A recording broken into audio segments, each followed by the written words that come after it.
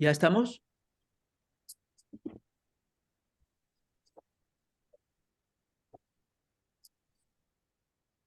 Listo. ¿Listo?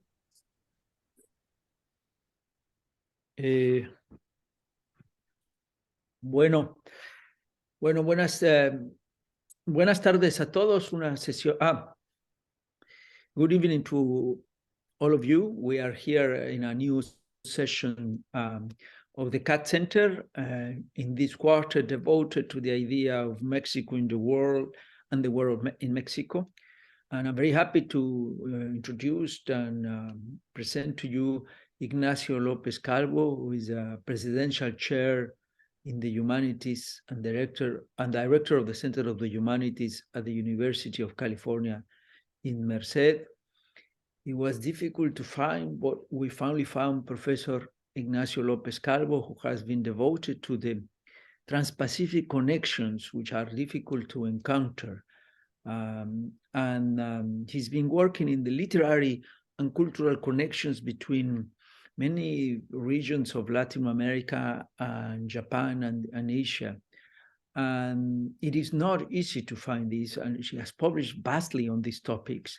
So for us, it's very important to have in the Mexican Center somebody who can guide us in this difficult terrain. I myself, as some of you know, have tried to do it, but it's complicated because the material is difficult. The connections are there, but are very secret and very influential at certain points, but are not clearly visible.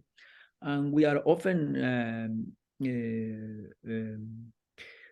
we often tend to look to the connections to Europe or North America, not even to the south of among the different Latin American countries, and above all, not to Asia. And so it is a great pleasure to welcome Professor Ignacio López-Calvo, who today is going to speak to us transatlantic, transnational belonging, and would you pronounce that for me, Professor? Nihonjinron. Nihonjinron discourses in Akane's Performative Tanka Mexican Studies Seminar. I don't know. You will have to repeat the title because I don't know what. I don't understand the title, so you have to tell us what it is about. Yes, the whole talk is about what Nihonjinron is and how it is reflected in the author Akane, who is the pen name in her Tanka. So thank you very much for inviting me. Thank you, Dr. Ortega, Dr. Tenorio, and the Katz Center for Mexican Studies at the University of Chicago. It's a pleasure for me to share my research with you. And this is part of the third chapter of my latest book, The Mexican Transpacific Nikkei Writing, Visual Arts and Performance. And of course, it's a summary of that chapter. There's a lot to talk about world literature, about Transpacific studies, about transnational belonging. So I'll try to give you an idea. And overall, for those of you who just joined us, we were talking about how traditionally many Latin American intellectuals, including from Brazil, have looked at India, Japan, and China, especially for inspiration, but very often through the lens of Pierre Loti and other European, mostly French travelers and intellectuals, instead of looking at the local Asian communities that were very prominent at the time in Peru, in Brazil, in Mexico, right? Mexico had a considerable Japanese community and even larger Mexican community, Chinese Mexican community at one time. So this is an example of one of the Japanese immigrants who I think is a great writer and is completely unknown in Mexico, to my knowledge. So I'm hoping to bring her to light from now on, and I'll give you a taste of her poetry, showing some of her poems and ideas.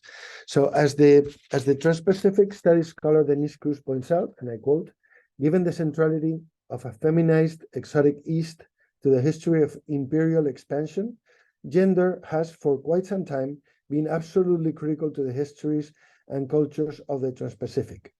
Gender examinations of the Transpacific world offer an opportunity to work against the binary heteronormative divisions of the East-West framework that have long been essential to the involvement of Europe and North America in Asia and the Pacific. And this is true.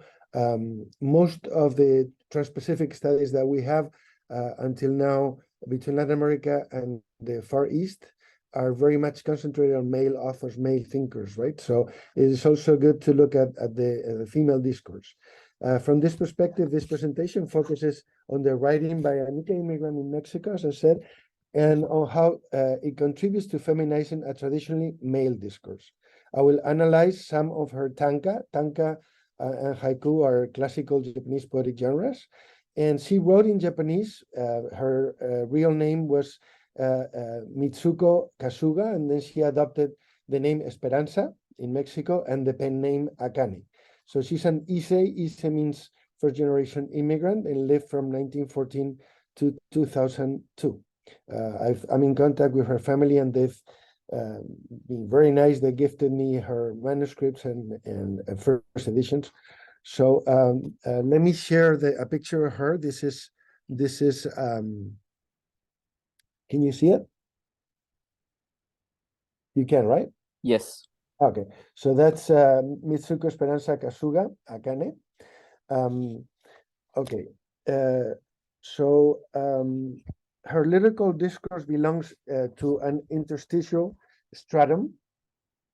Let me change, that's the book I just published a couple of months ago, to an interstitial stratum. The author, an immigrant writing in Japanese, feels nostalgic about her homeland, but increasingly and later deeply rooted in Mexican culture and with a sense of belonging to the host country. Are we to assume that this is Japanese, Mexican, Nikkei? Nikkei means overseas Japanese, right? Japanese, Mexican, immigrant literature, or all of the above? Perhaps more important is the awareness that with all those symbolic edges blurred, a Trans-Pacific epistemological position or critical lens is in order for its analysis, and that's what I'm trying to do here. After Akane self-published her poetry in 2 volumes, one in Tanka by Akane and Haiku by Akane, so she divided her production in Tanka and Haiku. I'll explain later exactly what a Tanka is. I know you know what a Haiku is. 113 of her tanka were compiled and thematically arranged in the trilingual English, Spanish, Japanese edition titled Akane Immigrant Poet, the Tanka of Mitsuko Kasuga. The poems were also published in a bilingual Japanese and Spanish edition, often with significant and interesting interpretative discrepancies, as will be seen, under the title Akane, los tankas de Mitsuko Kasuga, migrante japonesa en México. I, by the way, prefer much, I think the English translation is way better. Akane chose 2 classical Japanese genres for her poetry, haiku and tanka, as I mentioned. Waka, today known as tanka, is a 31-syllable. Let me show you. So these are the 2 books that the family gave me, the self-published books, and these are the ones that were published recently with the translations to English and Spanish. So Awaka, today known as Tanka, is a 31-syllable poem known in the West for its 5 and rhymed lines with a 5-7-5-7-7. So everybody knows that a haiku is 5-7-5, right? So basically what a tanka is a haiku, and then you add a couplet at the end that is 7-7, right? So basically a haiku is a tanka when you cut the last couplet.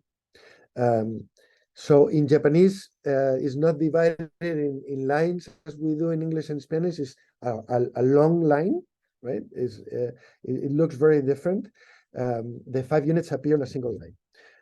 In an effect often compared to the Western sonnet, a pivotal image or turn in the 3rd or central line of the tanka often connects the first 3 lines, or tercet, that in Japanese they call it kaminoku, the upper lines, with the closing couplet, 7-7, or shimonoku. Okay, so it's divided in 2 parts. The couplet is called shimonoku, and the other 3 are called kaminoku.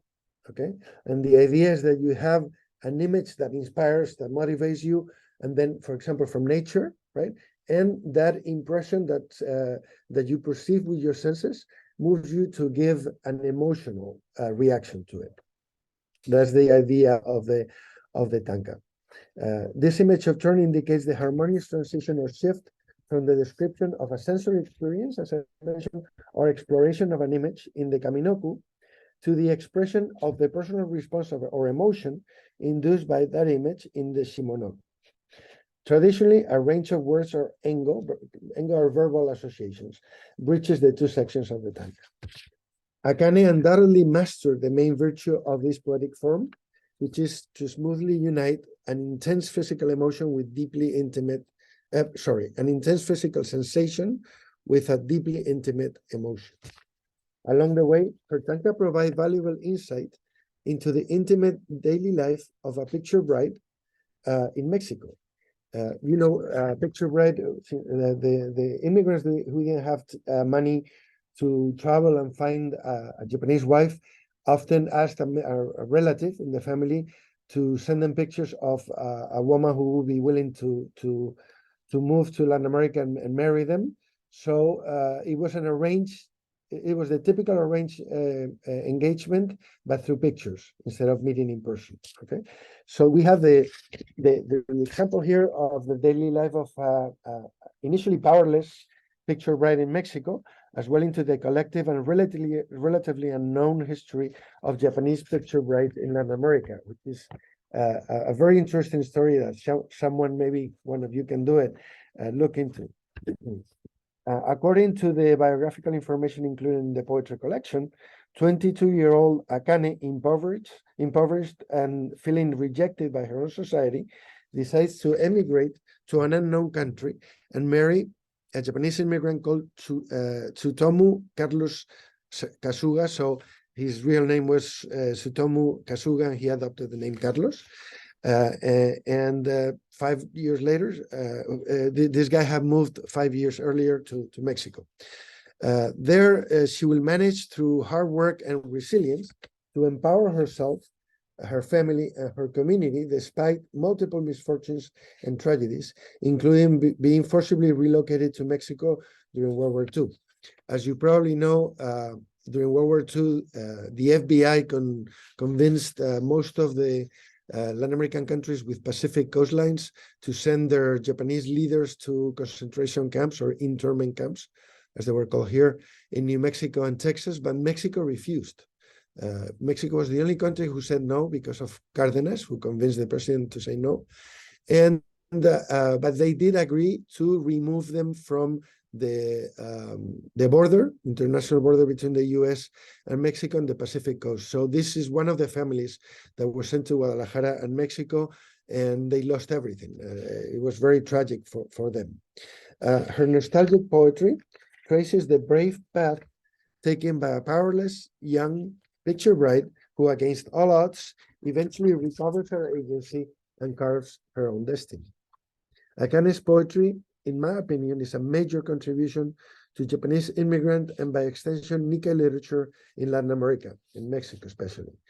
Along with the works of the Peruvian Doris Moramisato and the Brazilian Tezuka Yamasaki, Miriam Le Tanaka, and Maria Cecilia Misako Ikeoka, her work challenges the relative invisibility of Nikkei women's discourse in the region. In addition, the self-examination displayed in these live writing examples suggests a certain individualism rarely attributed to Japanese identity and culture, one that is often self-described as group-oriented society. And this idea of Japan as a group-oriented society is part of Nihonjinron discourse that I explain later what it is, right? Let me turn on the light. I don't know why it keeps going off. Hold on. Otherwise, you're not going to see my face. Okay, indeed, the positive yet self-essentializing stereotypes associated with Nihonjinron discourse, which Nihonjinron is really theories and discussions about the Japanese. So it's the Japanese talking about Japaneseness, about the Japanese spirit and all these things. And in my opinion, they represent a sort of a strategic essentialism, to use Spivak's term, through which the Japanese have derived an advantage from positive stereotypes propagated by Westerners. So Westerner travelers gave this positive image offering stereotypical about the Japanese, and the Japanese, knowing that their exaggerations appropriated them for their own benefit. For many Japanese intellectuals, Nihonjinron, a sort of knowing exaggeration, represented a quote-unquote regime of truth, to use Foucault's term. A new knowledge associated with power, its effectiveness is supposed to be more important than its actual truth. They decided that it was true for different reasons, including repairing a damaged Japanese identity after World War II, instilling nationalism during imperialist expansion, and gaining goodwill during times of anti-Japanese hysteria in the United States. Nihonjinron is a genre of texts that responds to a somewhat contrived ideology about Japaneseness and the Japanese national and cultural identities.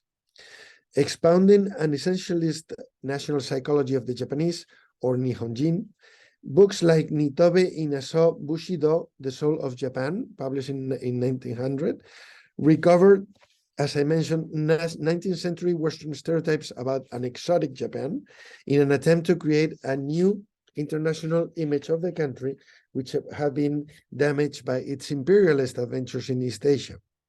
After World War II, this nationalistic rhetoric was recycled to repair a severely marked Japanese identity.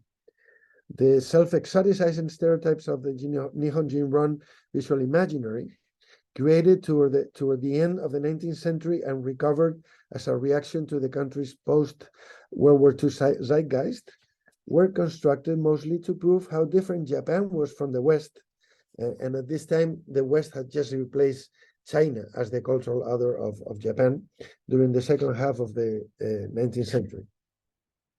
To be sure, I'm not implying here that all Japanese Latin American authors have bought into Nihonjinron discourse, but it is not uncommon, actually, and as will be seen in Akane's lyrical discourse, for Japanese Latin American writing to follow its assumptions. And I said that not all of them do this, and I'll give you an example. The as yet unpublished memoirs of the Japanese immigrant Yoshige Nakatami, or Carlos Nakatami, which I'm going to publish this year, do the opposite, right? I analyzed them in the second chapter of the book I mentioned, the Mexican Transpacific, and they will be published by Palabra de Clio in Mexico this year. And they're a notable exception. Surprisingly, rather than trying to present himself as the ideal Japanese citizen and immigrant, as was expected of him and of many narratives by Latin American Nikkei, Nakatami has no qualms about admitting his own flaws, including a gambling addiction that bankrupted his family, often neglecting his family and his wife and children, and his affinity for prostitution, for example. He likewise openly acknowledges the shortcomings of many other fellow Japanese immigrants in Mexico, some of whom even exploit their fellow Japanese immigrants after they are forcibly displaced to Guadalajara and Mexico City during World War II. Within this ideological framework, Latin American Nikkei discourse often includes the spirit of gambare. Gambare means something like hang in there, try your best, don't give up, and is what you tell an immigrant right before departing, right? It's like saying good luck, basically. But gambare means that you're resilient, that you'll never give up, right? In this spirit of gambare is often described as a national trait that is essentially Japanese and nobody else's. Akane is the pen name of this author, right? Akane's description of her and her husband's unrelenting struggle to prosper and overcome the forced relocation of the Japanese to Mexico City perhaps falls within this Japanese Latin American discourse that suggests an essentially Japanese essence. In reality, however, this is, again, part of the Nihonjinron discourse, as there is nothing exclusively Japanese, in my opinion, being resilient and succeeding abroad. Many immigrants do that, right?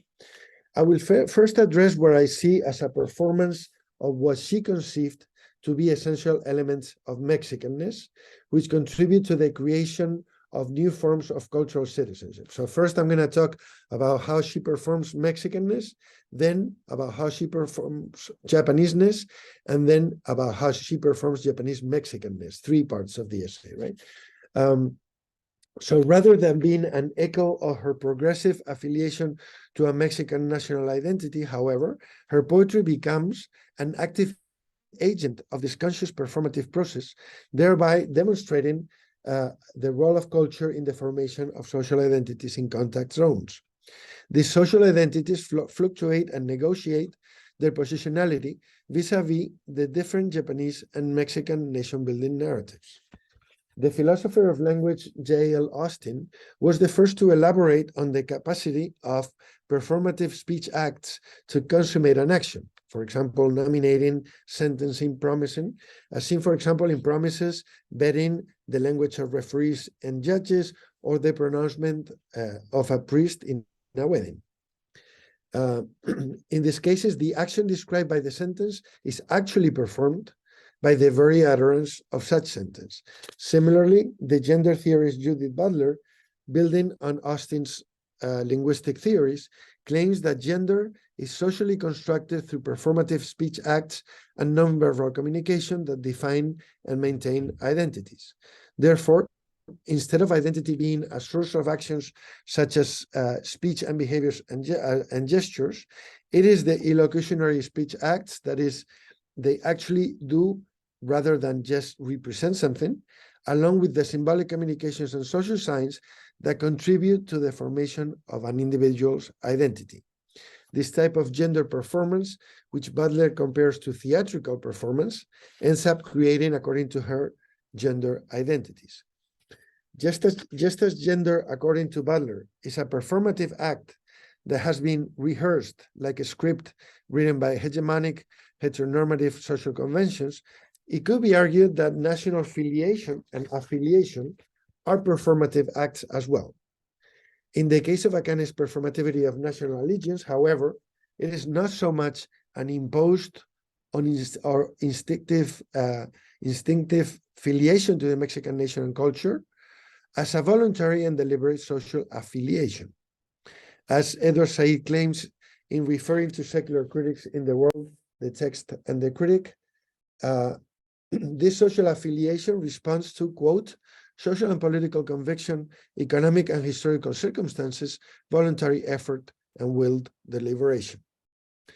Whether Akane's adopted Mexicanness responds to a strategic desire for cultural integration, a sincere national identification, or both, this is not as critical in this presentation as it is to consider how her affiliation to her adopted country's dominant culture is performed, whether instinctively, consciously, or strategically, how it's performed in and through her poetry. It is also equally relevant to examine how this performance of sociocultural affiliation, a self-making process, is then negotiated with her own proud Japaneseness or with an interstitial performance of Japanese Mexicanness in those Tanka where the poetic voice symbolically situates herself within the liminal position of the Mexican Nikkei gene. In this sense, Akane's repeated declarations of national allegiance to Mexico in her poetry are in themselves, in my opinion, performative speech acts of reality making and self-Mexicanization. In other words, Akane's discursive practice enacts the Mexicanness it names. In her poetry collection, Akane also tries to make sense of her own trajectory, personal growth, and controversial life-changing decisions. These Tanka also narrate a personal account of Akane's lived experience in Mexico and try to persuade both the reader and the poet herself of her own alternating or coalesced Japaneseness, Mexicanness, and Japanese Mexicanness. Her written words enact the new reality of what she perceives as her adopted Mexicanness. Throughout the process of uprooting herself from Japan and rerooting in Mexico, one finds several symbolic material cultural replacements in Akane's poetry, and I'll explain what I mean by material culture replacements. For instance, in her lyrical imaginary, the Popocatépetl volcano, the most famous volcano in Mexico, arguably, metonymically displaces the symbolic role of Mount Fuji, or Fujisan, as the Japanese call it, which had previously condensed Japaneseness in the form of a metaphor. So, just like the cherry blossom, the Mount Fuji is a symbol of Japan, right? It's a national treasure. Japan's Mount Fuji is considered a unifying national symbol. That El Popo, as Akane, following the popular nickname, affectionately refers to the Mexican volcano in the poetry, is known that El Popo is known among Japanese Mexicans as Mexico's Mount Fuji, suggests that Akane was not alone in reimagining it as an identity reference. Anyhow, the case that can be made that a coded Japaneseness is included in her poetry's Mexican patriotism. So by chanting and in writing odes to El Popo, which reminds her of Mount Fuji, I believe that there's also a coded Japaneseness here. And here you have, I'm sharing it, right? Yeah. So here you have Fuji and El Popo, how they're symbolically linked. And this is the first poem I'm going to analyze. So Akane was buried in her adopted country, and she announced it in this Tanka. Directly facing the peak of Mount Popo, cosmos cover this hill. I've chosen my burial place.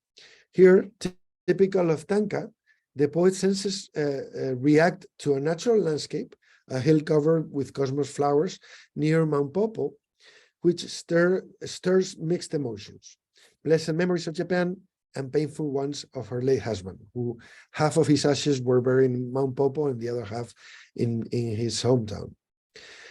Unlike her husband, Tsutomu, she did not choose to have half of her remains buried in her native Japan. All of her remains are buried in Mexico. Nonetheless, Akane's choice of burial on a hill full of flowers, the cosmos remind her of her native place, her furusato or hometown, facing a volcano that for Mexican Nikkei recalls the iconic Mount Fuji, suggests that along with her proud Mexicanness, her native land remained close to her heart. Another reason to be buried facing the Popocatépetl volcano was that half of her husband's ashes lay there, as I mentioned, as this following Tanka reminds us. Oh, I have the wrong, this one. A cold wave is coming, the weather forecast reports. Snow will blanket Mount Popo, where my husband sleeps. This volcano's special place in Akane's lyrical imaginary is further evidenced by its inclusion in other poems, like one that hails the 1977 construction of the Liceo Mexicano-Japonés. This liceo is still going on and is really, really prestigious in Mexico City, and it was built by them, by the couple. It's commonly known as the El Liceo Japonés. It's a bilingual school for Nikkei Jin and non-Nikkei Mexican children, originally planned by her husband. And this is another poem, another Tanka. Preparing this land, let the sound of the bulldozer's engine reach the peaks of Mount Popo to announce the construction. Akane wishes her late husband, whose partial ashes lie atop the volcano, to know that she never gave up on his dream of building the school. Just like Mount Popo stands as a Mexican trope for Mount Fuji in her poetry, the ephemeral beauty of the by then quintessentially Mexican jacaranda blossoms. I know that jacaranda come from South America, right? Paraguay and Brazil. But nowadays, after being imported by a Japanese immigrant, they've become a Mexican symbol as well, right? So what I'm saying now is that just like Mount Popo replaces Mount Fuji, jacaranda flowers replace the sakura or cherry tree blossoms in her poetry. And sakura are also a real symbol of Japan, as I mentioned earlier, right? Thus, in a tanka about impermanence and the passage of time, we read, time passes like the flow of water. It slips quietly by. On those who remain, jacaranda blossoms fall. The stance of poets about the medieval warrior samurai having a life as short as the sakura flowers, right? That only lasts a couple of weeks. We have it here at UC Merced on campus. It's really pretty. It's very ephemeral. So it's become a symbol of the ephemeral nature of life and of warrior life in particular. This time reversing the characteristic sequence of tanka, the sensory experience of admiring the brightly colored jacaranda blossoms falling on people is juxtaposed in the closing couplet, and the mixed feelings it evokes open the poem in the tercet. So the theme of tempus fugit, melancholy, but also the hope conjured by the passing of the seasons that gives rise to the thought of rebirth. So there's something positive. It reminds you of death, of the ephemeral nature of life, but also of rebirth, the passing of time through the seasons.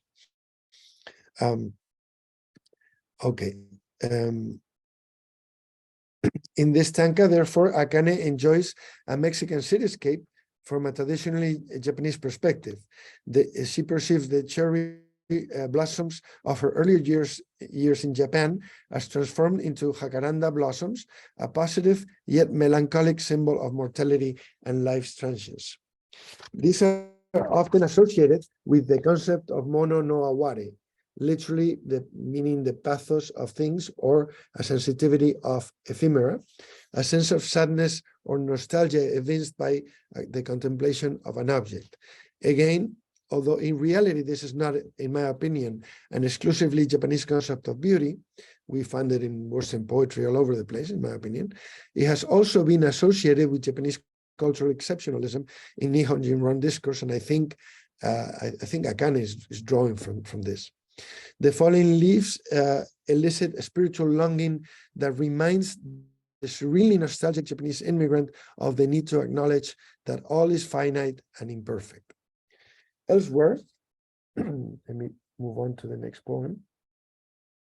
Elsewhere, the yucca flowers take the symbolic place of edible urine or lily bulbs. In the translation, they're wrongly translated as lily roots, but they're really lily bulbs, the urine, which have medicinal properties and are often used in dishes for Kyoto-style tea ceremonies and Japanese New Year.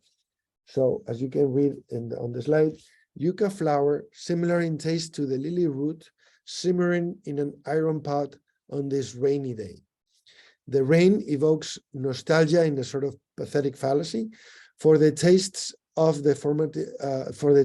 her formative years in Japan. With time, and owing to an acquired taste for local food, Akane begins to identify as a Mexican and then enjoy Mexican food, like all of us do, right?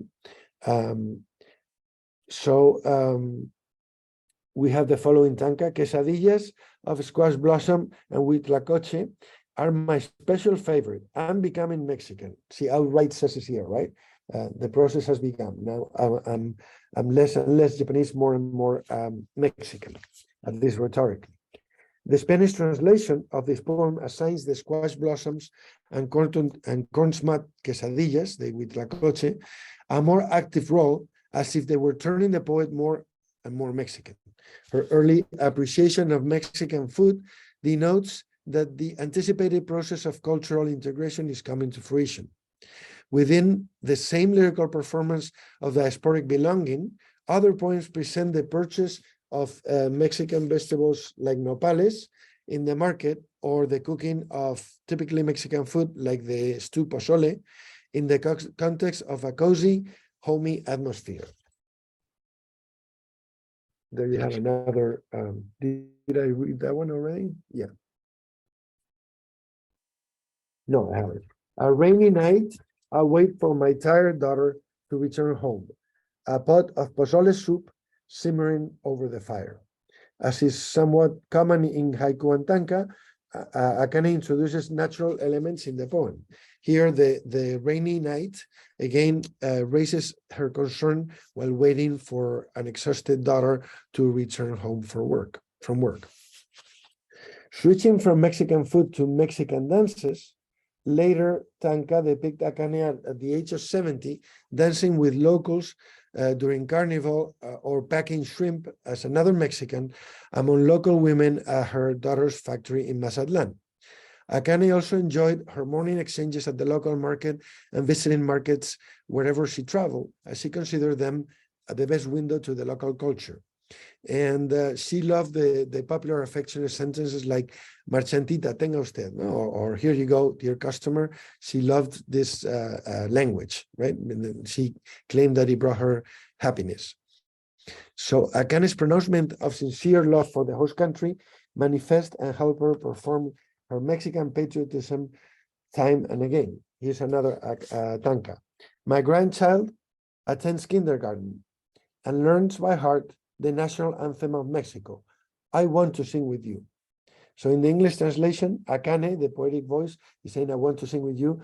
But in the Spanish translation, the grandchild says, we're going to sing together. Let's sing Granny. So it's a little bit less patriotic in the Spanish translation. By the time the 1968 Olympic Games took place in Mexico City, Akane felt proud of her new country's achievement. And look at the first line of this tanka, Viva Mexico, no? Viva Mexico, our president, and the crowd shouted in unison. My tears welled up. It is noteworthy, incidentally, that Akane never mentions the Tlatelolco massacre at the hands of the Mexican armed forces of unarmed civilians protesting the Olympics on October 2nd, 1968. Likewise, by celebrating in another tanka how her granddaughter was listed in the civil registry, in the civil registry office as just another Mexican, she chronicles her own belonging, even though some bystanders still reject her alterity. She has other poems about bystanders insulting her, calling her foreigner, China, and all these things. By contrast, the poetic voice declares in other tanka a hardly veiled split with local Moors, thus implying that the cultural clash is perhaps not quite over yet. Accordingly, the following poem reacts against a type of behavior that could have been considered inappropriate in the traditional Japan where Akane grew up. And this is the tanka. Those who can crudely express their feelings. I feel envy. I feel pity. And I'll explain now why she feels both envy and pity. This thought can be associated with the essentialist Nihonjinron Japanese concepts of hone and tatemai. What is hone and tatemai? So they're often introduced as exclusively Japanese, even though, again, in my opinion, it is not uncommon in other cultures to avoid social conflict through a more resource behavior, saying at certain times what one really thinks, which will be hone, and at others what is expected of you, which is tatemai. So hone refers to the person's true inner feelings, intentions, and thoughts, which are supposed to be privately kept or revealed only to close friends, while tatemai brings us close to political correctness, how we would call it now, because it is a diplomatic public position rendered in accordance with what is expected socially, stands associated in Japan with maturity. This is plausibly the reason Akane pities those who openly reveal their deepest feelings. Yet, she also feels a certain envy for those who openly reveal their deepest feelings, perhaps because, unlike her, they have a escape valve to vent their sorrow and to vent their anger.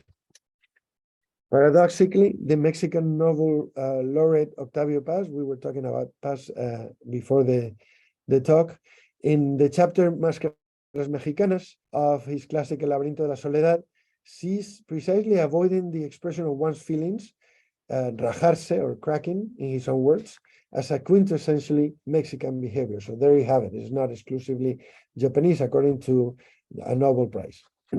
Let's move on now to the way in which Akane performs Japaneseness. We've seen how she performed Mexicanness. So now Akane's poetry also focuses on the lyrical representation of her understanding of Japanese and Nikkei cultures. These poems bring her discourse even closer to Nihonjinron views. If Nihonjinron constructs the idea of Japaneseness in contrast with Western cultures, in Akane's writing, that cultural other is not the West in general, but Mexico, more specifically. Her discourse on Japaneseness, and in particular her view of Japanese culture as unique, are in binary opposition to the discourse of Mexicanness. Comparisons and contrasts between the two cultures, along with conflations of facts, constructs, myths, fantasies, and ideals, help to imagine and define cultural differences. In one poem, Akane switches to an alternative identification as a Japanese or Nikkei-jin, admitting her nostalgia for her birthplace and culture 60 years after immigrating. And this is the poem. Over 60 years, I have lived in Mexico. The flavors of ginger flour miso soup move me to tears. So foodways are obviously a key code of cultural transmission. And whereas in the Tanka that we saw earlier, she celebrated quintessentially Mexican food, such as huitlacoche, nopales, pozole, quesadillas, etc. Others are odes to traditional Japanese dishes, such as sushi or misoshiru, or miso soup, or vegetables and plants important to Japanese cuisine, like bamboo, karashima, which is leaf mustard, or jaisakura, which is pickled flower buds. In other poems that contribute to her lyrical performance of Japaneseness, Akane exhibits behaviors that are commonly admitted in Japan, admired in Japan, and that perhaps in response to Western essentialization, Japanese have adopted as purportedly key elements of their national psychology. The idiosyncrasies distinguish them from non-Japanese, especially Westerners. For instance, in a 1954 Tanka, Akane displays what in the West will be perceived as self-restraint. I shall swallow my spoken words, though I am deliberately slandered in this article before me. So, as part of the stereotypical Nihonjinron discourse, Japanese traditional society expected stoic behavior. You don't express your emotions in public. You don't cry in public. You don't make a scene in public, right? That is the concealment of emotions to maintain social harmony. Therefore, Akane refrains from reacting after reading a slanderous article on the opening of a Japanese school in her home. So she was teaching Nikkei-jin children to speak and read Japanese, and someone wrote a very hurtful article about her school, home school. She dealt with the accusations in a dignified manner by writing her Tanka rebuke instead of making a scene. This type of self-control is associated with the concept of enryo, often considered characteristically Japanese again, and particularly after World War II. According to the Gojien, the authoritative Japanese dictionary, enryo refers to the withholding of self-expression or actions towards people in consideration for another person, thus avoiding conflict. It can also refer to declining an invitation or petition, or to refraining from celebrating events in order to maintaining public order, or to eating the last piece of pizza on the table, or to smoking in public, and things like that.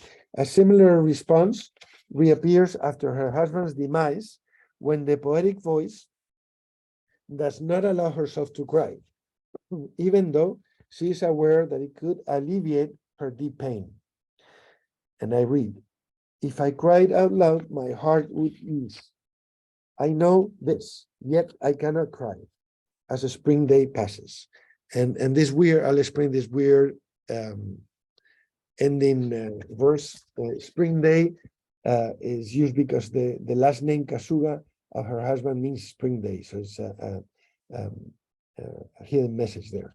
So perhaps again falling into the trap of Nihonjinron discourse, the socially expected Japanese reaction to a deeply painful event, such as your spouse's death, may be detrimental to her mental health. However, she declares herself incapable of escaping embedded social norms.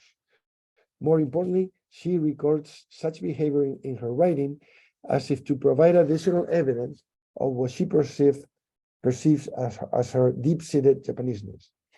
Although establishing parallels between one's life and Mother Nature's season is common in Tanka writing, here the mysterious last line, as I mentioned, has a double meaning because Kasuga, her husband's name, means spring day. Likewise, in a 1974 Tanka, Akane laments how she constantly holds back her tears. Someday, a day to cry, to my heart's content. Will it come true? I've endured without tears. In the Spanish translation's very different ending, Akane wonders whether one day she will at last weep until she has shed her last tear. She presents her typically Japanese behavior as an obstacle rather than an asset. Enryo prevents her from overcoming her grief and also provides valuable rhetorical proof of her Japaneseness. So you restrain your emotions in public, and that makes you very Japanese rhetorically, but at the same time is hurting your mental health. She knows, and she can avoid it. And also she teaches it to her husband, to her children, even though she knows it's bad for you. In this, Akane returned to Japan in 1962, 27 years after her departure, yet her hometown and homeland were never far from her heart, as homesickness permeates her entire effort. Even her pen name, Akane, evokes nostalgia for her Furusato, native place, literally means old village, as it refers to the, quote, the auburn tinge of Ina's evening sky. Ina is her hometown. Social memory, and specifically collective amnesia, is a key factor in national identity formation. From this perspective, the poet's selective memory filters out negative reminiscences of what made her leave Japan, keeping only the positive ones. Recollections of the past, of her childhood and adolescence in Japan are key to the identity construction that takes place in and through Akane's poetry. And I'm finishing. Incidentally, this nostalgic evocation of the Furusato, which reflected the collective sentiment of cultural loss after the swift emergence of modernity, has also been identified as Nihonjinron discourse. In this context, some of Akane's first tanka recall her childhood joy in Nagano as she watched her parents sericulture and played with stilts in the garden.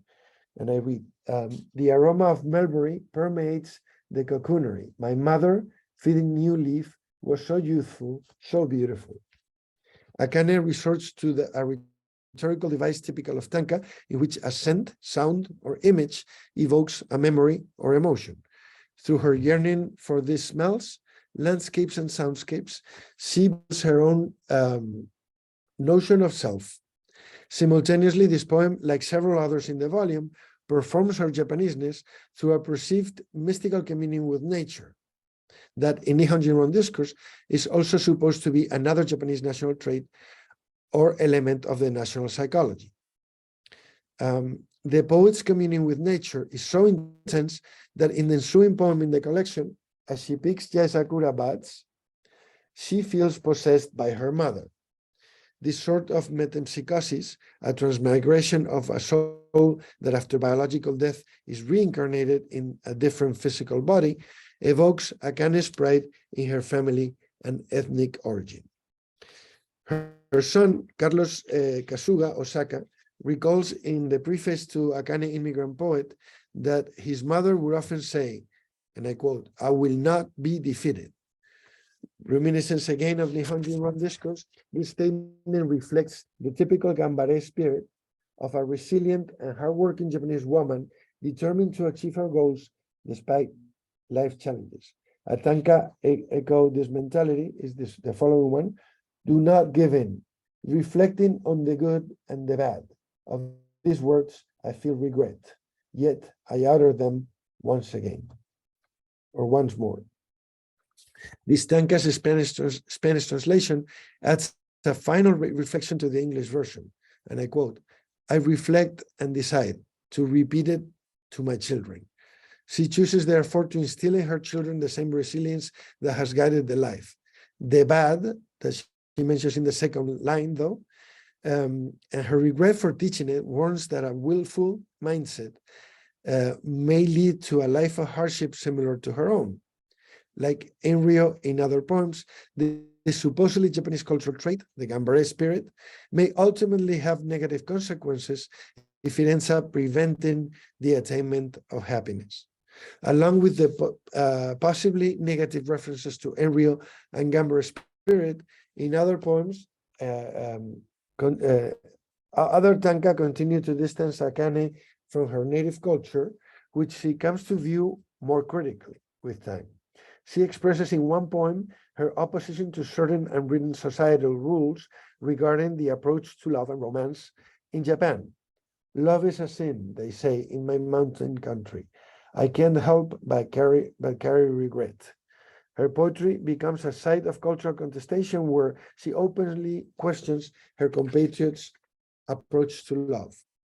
The poem's Spanish translation offers a different conclusion, signaling perhaps that her love for her husband is still alive. I still carry one within me.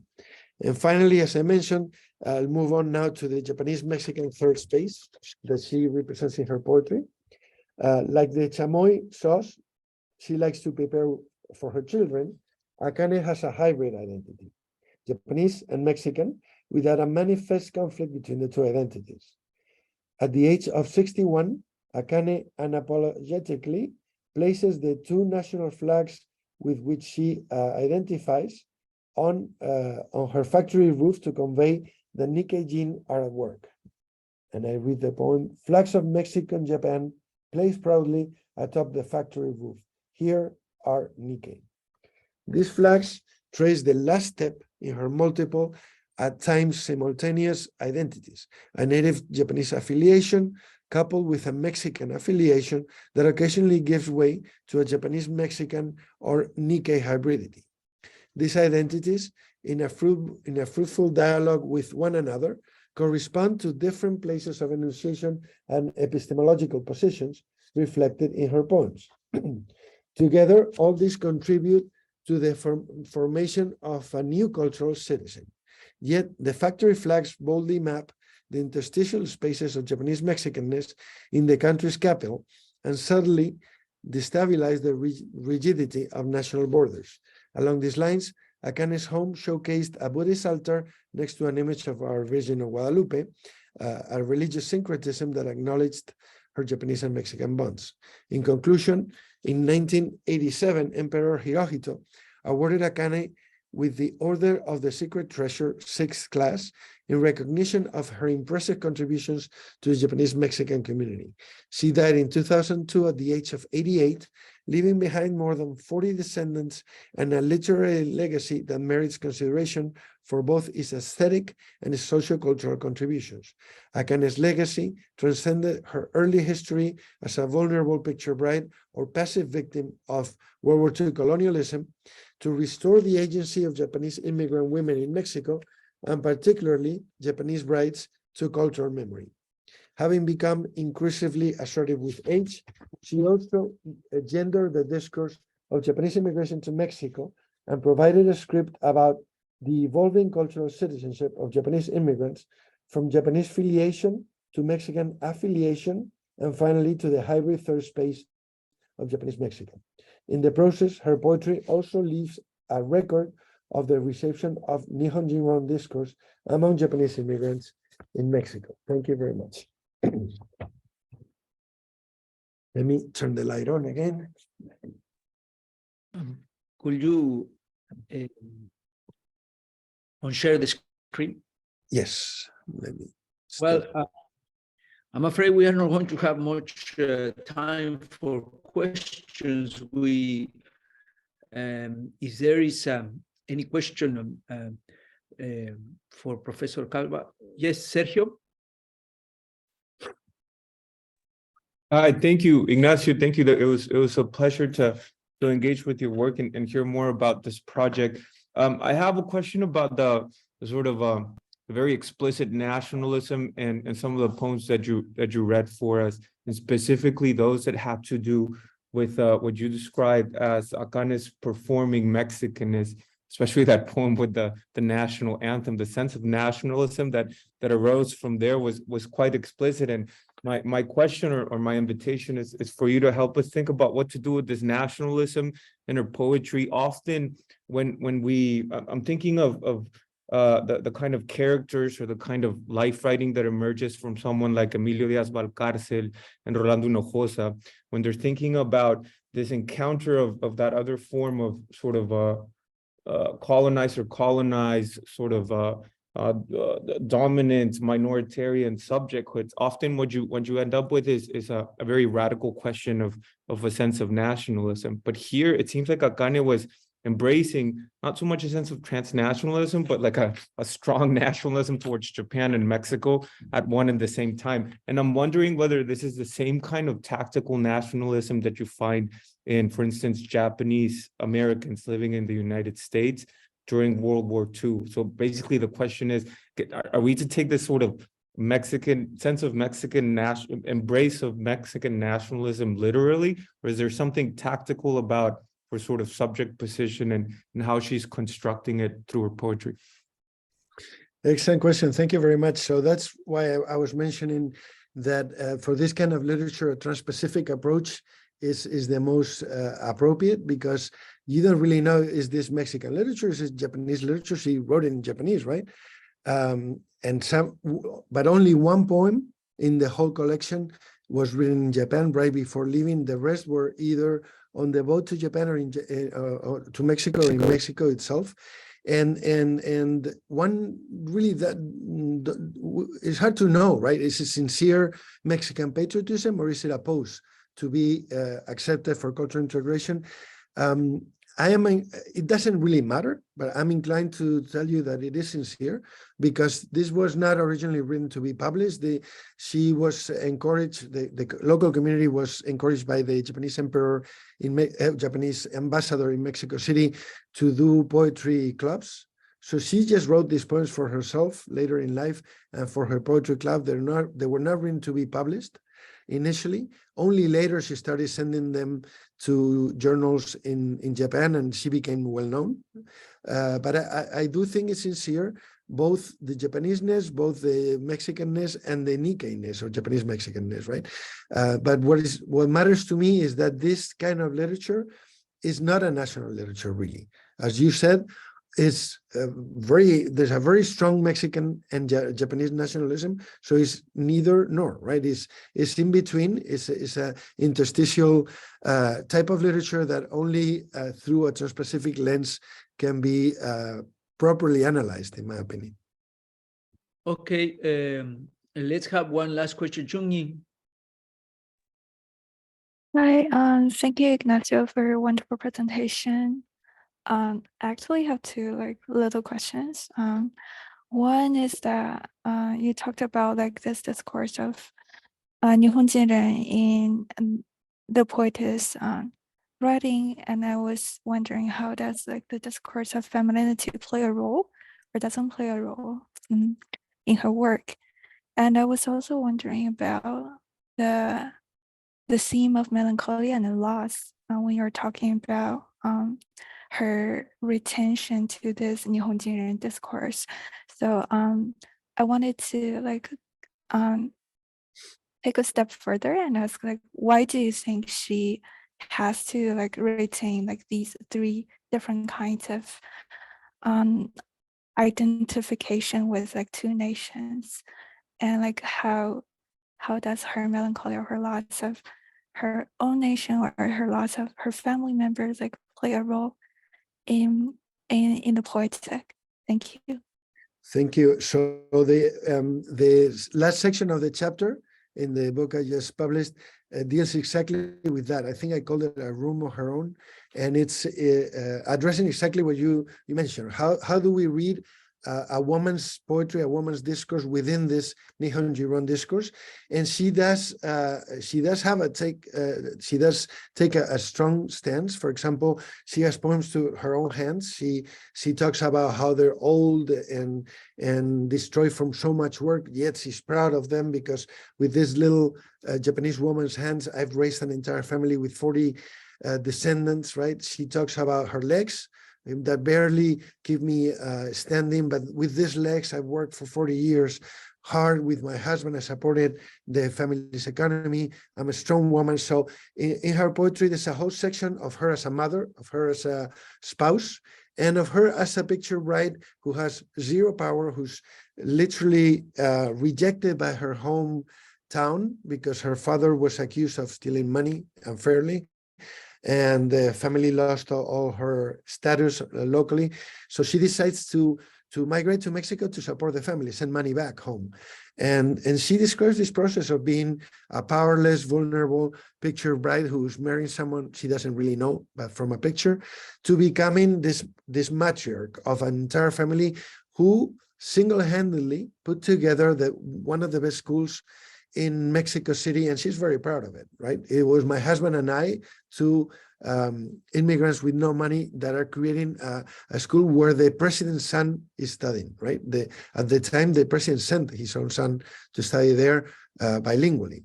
So she elicits this pride of being a woman who has recovered her agency in a country where she didn't know the culture, she didn't know the language or anything else. So that is very much a strong part of her poetry as well, which makes it a great poet, in my opinion, because it's very early in time, right? And so that's why I was telling you that someone, maybe you or someone else, should study these writings by picture brides, because the image we have is this manipulated women who committed suicide on the way to Latin America sometimes, or who escaped with other men they had met on the boat, right? Basically victims or people who flee their condition. This is not the case of Akane. She's a strong woman who succeeds in her goals, right? She sometimes wonders she made a mistake going to Mexico because it was not well seen for a single woman to travel such long distance in her society, but she didn't care. She was strong enough to say, I'm going to do it because I think it's good for my family and for myself, and I don't care what other people think. So there is a sort of proto-feminist discourse in her poetry as well. Hey, thank you. I'm afraid we run out of time. We thank you very much, Ignacio. I wish we had more time to discuss, but Sorry, I went too long. You also deliver in our workshop, so we might continue the conversation there. Thank you very much, and